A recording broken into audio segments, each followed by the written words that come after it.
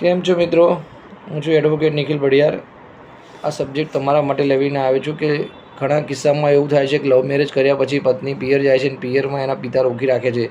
તો મિત્રો તેને પાછી લાવવા માટે શું કરવું જોઈએ? તો મિત્રો એના માટે તમારે ફેમિલી કોર્ટ ખાતે કન્જ્યુગલ રાઇટ્સ જે તમારા હક છે એના માટે સેક્શન 9ની અરજી કરી શકાય છે કે ભાઈ લગ્ન જીવન પાછું સ્થાપન કરવા માટેની એક અરજી છે કે તમે આ થોડા ટાઈમથી જુદા પડ્યા હોય અને પિયરમાં હોય તો એને પાછી બોલાવી અને તમે ફરીથી લગ્ન જીવન શરૂ કરો. તેના માટે સેક્શન 9ની અરજી કરવાની હોય છે મિત્રો.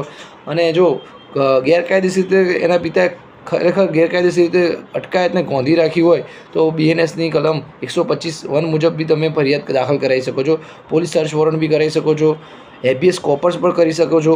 અને તમે આ બાબતનું ખાસ પોલીસ સ્ટેશનમાં એક લેખિતમાં જાણ બી કરી શકો છો કે આવી રીતે મારી પત્ની રોકી રાખી છે અને અમને મળવા દેતા નથી અને મળવાના અમારા રાઇટ છે એના પર આવી રીતના પણ બંધ કરેલા છે કે જેથી કરીને અમને મળવા માટે અટકાવાય છે. એઝ ઇટ ઇઝ ગમે તે તમે શોર્ટમાં એક અરજી બનાવીને તમે પોલીસ સ્ટેશનમાં આપી શકો છો મિત્રો.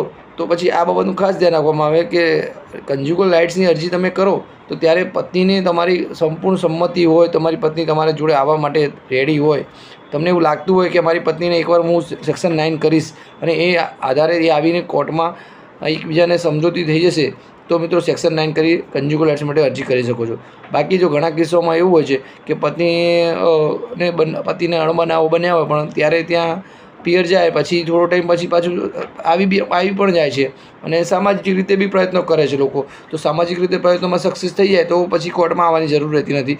તો મિત્રો પ્રથમ ટ્રાય તમે સામાજિક રીતે પ્રયત્ન કરો. એકવાર ટ્રાય કર્યા પછી સામાજિક રીતે બી ના બાંધવું હોય તો કોર્ટમાં બી અરજી કરી શકો છો.